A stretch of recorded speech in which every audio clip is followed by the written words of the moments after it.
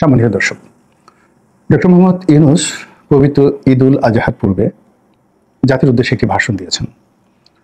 তার ভাষণের অনেকগুলো শব্দ, বিষয়বস্তু, বাক্য, তার বডি ল্যাঙ্গুয়েজ থেকে শুরু করে তার শব্দচয়ন সব কিছু সারা বাংলাদেশে বিতর্কের তৈরি করেছে। এবং অবাক করার ব্যাপার হলো যে এই বয়োবৃদ্ধ প্রাজ্ঞ মানুষটি, অর্থাৎ জীবনের ৮৬ বছর তিনি শুধু শিখেছেন। এই প্রাজ্ঞ মানুষটি তার জীবনের যে সফলতা, সেই সফলতার মূল হাতিয়ার হলো কথা বলা। তিনি কথা বলতে পছন্দ করেন, কথা বলেন এবং কথা বলাটাকে একটি শিল্পে পরিণত করেছেন। এবং তার জীবনের যত অর্জন, প্রায় সব অর্জনে কিন্তু এই কথা বলার মাধ্যমে। কিন্তু রাজনীতিতে আসার পর তিনি যে কথা বলছেন, সেই কথা প্রায় সব ক্ষেত্রে তার জন্য বুমেরাং হয়ে যাচ্ছে। যে কথা দিয়ে তিনি নোবেল জয় করেছেন, যে কথা দিয়ে তিনি মার্কিন এলিট সোসাইটি থেকে শুরু করে ইউরোপ আমেরিকার রাজনীতি, অর্থনীতি, চিত্রকর, শিল্পী, সাহিত্যিক, বোদ্ধা সমাজ সকলের হৃদয় মন জয় করে তিনি এক অনন্য ব্যক্তিত্বে পরিণত হয়েছেন। তার অর্থ এবং তার জ্ঞান, তার সুনাম এবং তার স্বাস্থ্য সব মিলিয়ে সৌভাগ্য তাকে যেভাবে তার সারাটা জীবন তার নিকট ধরা দিয়েছে। জীবনের শেষ প্রান্তে এসে সেই জিনিসগুলো তার জন্য রীতিমতো বুমেরাং হয়ে পড়েছে। অর্থাৎ তার যে খ্যাতি, তার যে দ্যুতি, কিংবা তার যে নেম, কিংবা তার যে ফেম, এইগুলোর কারণে মানুষ তাকে নিয়ে আকাশ কুসুম কল্পনা করে আসছিল। এবং রাজনীতির যে বাস্তবতা, সেই বাস্তবতায় কোথাও কোনো আলাদিনের চেরাগ নেই। এখানে জাদু বলতে কিছু নেই, বান বলতে কিছু নেই, টোনা বলতে কিছু নেই, তাবিজ কবাজ কিচ্ছু নেই। এখানে পুরোটাই যুদ্ধ, পুরোটাই একেবারে জীবন যুদ্ধ। এখানকার যে বাস্তবতা, এই বাস্তবতার সঙ্গে পৃথিবীর অন্য কোনো বাস্তবতার যাকে বলা হয় মিল নেই। রাজনীতির যে প্রাপ্তি খুবই সাময়িক, কিন্তু এটার যে অপ্রাপ্তি, এটার যে বেদনা, এটার যে কষ্ট, এটি সারাটা জীবন মানুষকে বয়ে বেড়াতে হয়। এবং যদি বেশি ব্যর্থ হয় তাহলে কিয়ামত পর্যন্ত এই রাজনীতির ব্যর্থতা মাথায় করে মানুষকে মরতে হয়। যেমন ধরেন মীর জাফর, তিনি কি করেছেন? রাজনীতি করেছেন। খন্দকার মোশতাক কি করেছেন? রাজনীতি করেছেন। আবু জেহেল, আবু লাহাব কি করেছেন? রাজনীতি করেছেন। ফেরাউন কি করেছেন?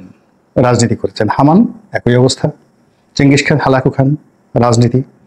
তারা যদি রাজনীতি না করতেন তাহলে তাদের যে অর্থ ছিল, বিত্ত ছিল, যা কিছু ছিল, এবং উত্তরাধিকার সূত্রে তারা যা পেয়েছিলেন সেটি দিয়ে যদি ডক্টর মোহাম্মদ ইউনূসের মতো তাদের জমানাতে তারা ঘুরতে চাইতেন, বিভিন্ন জায়গা থেকে বক্তব্য দিতেন, তাহলে তারাও বিশ্বে টলস্টয়, কনফুসিয়াস, সক্রেটিস কিংবা ধরেন পিথাগোরাস, তাদের মতোই বিখ্যাত হয়ে তারা মরতে পারতেন, ইভেন বেটার দ্যান দ্যাট। কিন্তু যেই মুহূর্তে রাজনীতিতে চলে এসেছেন, অমনি তাদের যে জ্ঞান, গরিমা, দার্শনিকতা, প্রায় সবকিছু তাদের জন্য বুমেরাং হয়ে পড়েছে। তো সেই দিক থেকে ডক্টর মোহাম্মদ ইউনূসের যে উত্থান, সারা জীবনের যে প্রাপ্তি, সেই প্রাপ্তি এই সময়টিতে এসে তার সেই বক্তব্যের কারণে, তার কথার কারণে, বডি ল্যাঙ্গুয়েজের কারণে, তার মাইন্ড সেট আপ কারণে, তার চিন্তা এবং চেতনার কারণে সব কিছু তার বিরুদ্ধে চলে গেছে। তিনি এখন যা বলেন প্রায় সব কিছু ট্রল হয়। এবং তার মতো একজন বয়স্ক মানুষ, প্রবীণ মানুষ, যেভাবে আমাদের সামাজিক মাধ্যমে ট্রলের শিকার হচ্ছে, যেভাবে তাকে নিয়ে কার্টুন তৈরি করা হচ্ছে এবং তাকে উদ্দেশ্য করে যে সকল কথাবার্তা বলা হচ্ছে, এটির রেশ থেকে যাবে আরো বহু বহু বছর। এর কারণ হলো যে বাঙালি বা পৃথিবীর যে কোনো জাতির সম্প্রদায় একবার যদি কেউ অবজ্ঞা করতে শিখে, তাহলে সে আজ যে অবজ্ঞা করতে শিখলো, আজ যে গালি দিতে শিখলো, আজ যে গালি শুনতে সে অভ্যস্ত হয়ে গেল, অন্তত দুটো জেনারেশন এই অভ্যাস দ্বারা পরিচালিত হবে।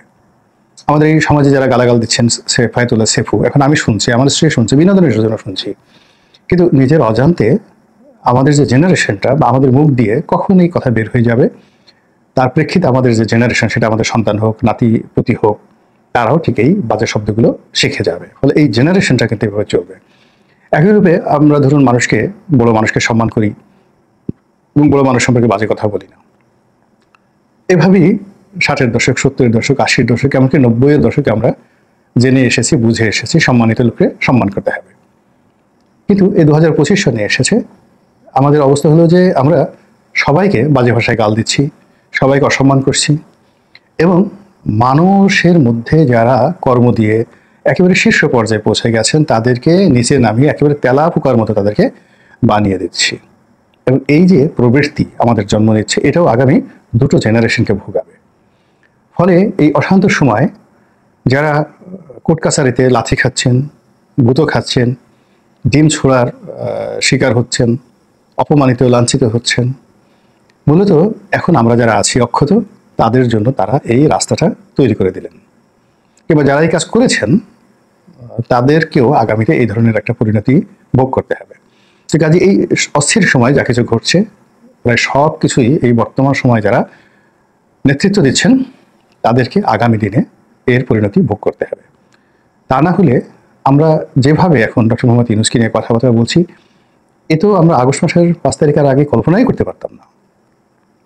শেখ হাসিনা, বেগম জিয়া, তারেক রহমান থেকে শুরু করে রাজনীতি যারা শীর্ষ নেতৃবৃন্দ রয়েছেন, এমনকি জামাতের আমির, তাকে নিয়ে আমরা কখনো অসম্মানজনক, অশালীন, অশ্রাব্য কোনো কথা বলিনি। কিন্তু এখন কি হচ্ছে? এখন পাইকারি হারে আমরা সবাইকে যে ভাষায় গালাগাল দিচ্ছি, ডক্টর মোহাম্মদ ইউনূসও তার মধ্যে পড়ে গেছেন। আমরা অল্প কিছুজন হয়তো শালীনতা বজায় রেখে তাকে তার মর্যাদার দিকে লক্ষ্য রেখে আমরা কিছু কথাবার্তা বলছি, কিন্তু এটা দীর্ঘস্থায়ী হবে না। তো যেটা বলছিলাম যে তিনি তার যে বক্তব্যের কারণে তিনি সারা পৃথিবীতে বিখ্যাত হয়েছেন, আবার সেই বক্তব্যের কারণেই তিনি এখন নিন্দিত হচ্ছেন। তিনি যেই কয়বারই মিডিয়ার সামনে কথা বলেছেন, দেশে কিংবা বিদেশে, দেশি পত্রিকা অথবা বিদেশি পত্রিকা, দেশি সম্পাদক অথবা বিদেশি সাংবাদিক যাদের সঙ্গে কথা বলেছেন, সব কথাগুলোই বিতর্ক তৈরি করেছে, তার প্রতি অনাস্থা সৃষ্টি হয়েছে এবং তার যে গুরু গাম্ভীর্য, ভাব গাম্ভীর্য ছিল, সেই ভাব গাম্ভীর্য দূর করে তাকে একজন বেহিসাবী মানুষ, অসংযত মানুষ, তারপরে তিনি চিন্তা ভাবনা করে কোনো কাজ করেন না বলেই আমাদের কাছে সেটা মনে হয়েছে। সেই ধরেন আপনি নুরুল কবির সাহেবের সঙ্গে তার যে সাক্ষাৎকার, মতিউর রহমান সাহেবের সঙ্গে তার সাক্ষাৎকার, প্রথম আলোর মাহফুজা নামের সাথে তার সাক্ষাৎকার, বিবিসি, CNN, অন্যান্য যে সকল, ইভেন সম্প্রতি তিনি যে জাপান সফর করে এলেন এবং সেখানে গিয়ে সাংবাদিকদের সঙ্গে যে সাক্ষাৎকার দিয়েছেন, প্রায় সব কিছুই তার জন্য বুমেরাং হয়ে গেছে।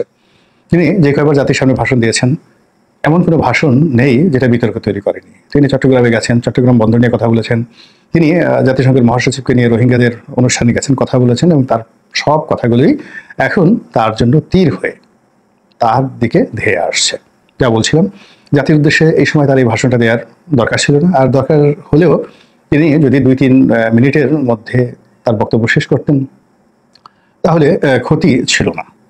কিন্তু তিনি একটা নাতিদীর্ঘ বক্তব্য দিলেন এবং সেই বক্তব্যে অনেকগুলো বিষয় অবতারণা করলেন, যা নিয়ে এখন রাজনৈতিক অঙ্গনে বিএনপি ফেটে পড়ছে।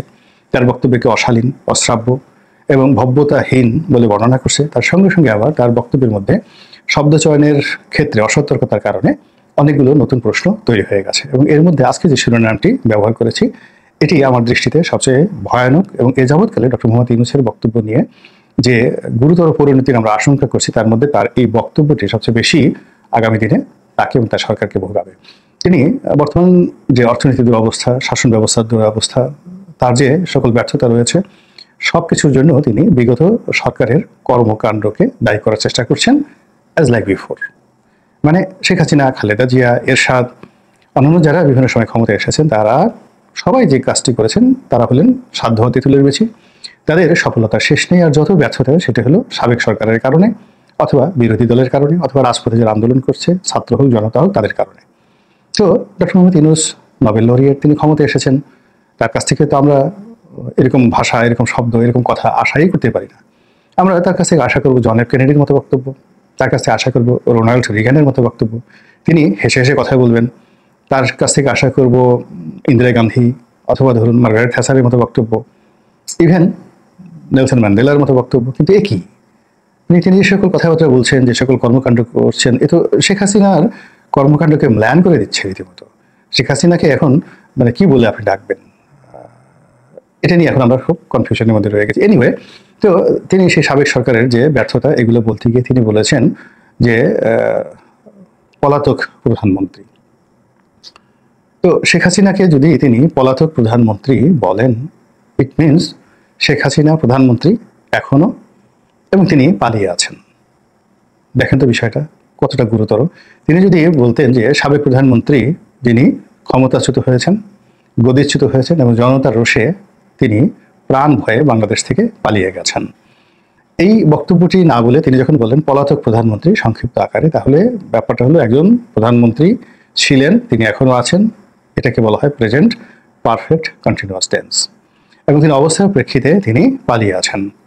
অতীতের অনেক ঘটনা ঘটে, সিংহাসন ছেড়ে নিরাপদ দূরত্বে চলে যান অনেক রাজা, অনেক বাদশাহ, তারপর আবার সেই সিংহাসন দখল করেন। অনেকে নির্বাসনে জেলে যান, নির্বাসনে গিয়ে তিনি নির্বাসিত সরকার গঠন করেন, যেমন একসময় রাম নির্বাসনে গিয়েছিল। তো রামের যে সৎ ভাই, বোমাত্র ভাই ভারত, তিনি সেই সিংহাসনে বসতেন না, সিংহাসনের উপরে তার যে দাদার খড়ম রেখে তিনি নিচে বসে রাজ্য শাসন করতেন। এটা তো রয়েছে, এরকম অনেকে 10 বছর 20 বছর নির্বাসনে থেকেছেন, কিন্তু তার সিংহাসন অক্ষত থেকেছে। তো এই ক্ষেত্রে ডক্টর মোহাম্মদ ইউনূসের এই যে স্লিপ অফ টাং বা শব্দ চয়নের ভুল, তিনি এই কথা ইচ্ছা করে বলেছেন নট লাইক দ্যাট, কিন্তু এটার যে রেশ রাজনৈতিক অঙ্গনে বহুদিন পর্যন্ত, এই রেশের যে নেতিবাচক দিক এটি সরকারকে ভোগাবে আর আওয়ামী লীগকে উজ্জীবিত করবে। এর কারণ হলো আওয়ামী লীগ প্রথম দিকে তারাও বলেছেন যে তিনি পদত্যাগ করেছেন, তিনি চলে এসেছেন, আবার একটা নতুন নির্বাচন দেওয়ার কথা বলছেন, ইত্যাদি ইত্যাদি বিভিন্ন কথা কিন্তু আওয়ামী লীগ বলেছে। এখন পরিবর্তিত পরিস্থিতিতে তারা বলছে আমরা পদত্যাগ করিনি, আমরা কৌশলগত কারণে সেখানে চলে এসেছি, আমরা এটা আছি, আমরা এখনো বৈধ প্রধানমন্ত্রী। এই বিষয়গুলোকে যদি মনের মধ্যে রেখে এটার একটা counter narrative doctor Mohammad Yunus তৈরি করতে পারতেন এবং বলতে পারতেন, তাহলেই তার যে বাগ্মিতা এবং তার যে প্রত্যুৎপন্ন মতিত্ব এটি সর্বজন গ্রাহ্য হতো। কিন্তু তিনি সেটা না করে তিনি এই যে কথা বলতে গিয়ে নিজের অজান্তে তার মুখ দিয়ে যে শব্দটি তিনি বের করে ফেললেন, আগামী দিনে এই শব্দমালা যেন তার জন্য বুমেরাং না হয়, এজন্য আল্লাহর দরবারে তার জন্য দোয়া করা ছাড়া আমাদের আর কিছু করার নেই। মহান আল্লাহ আমাদের সবাইকে হেদায়েত দান করুন এবং হেফাজত করুন। আসসালামু আলাইকুম ওয়া রাহমাতুল্লাহি ওয়া বারাকাতুহু।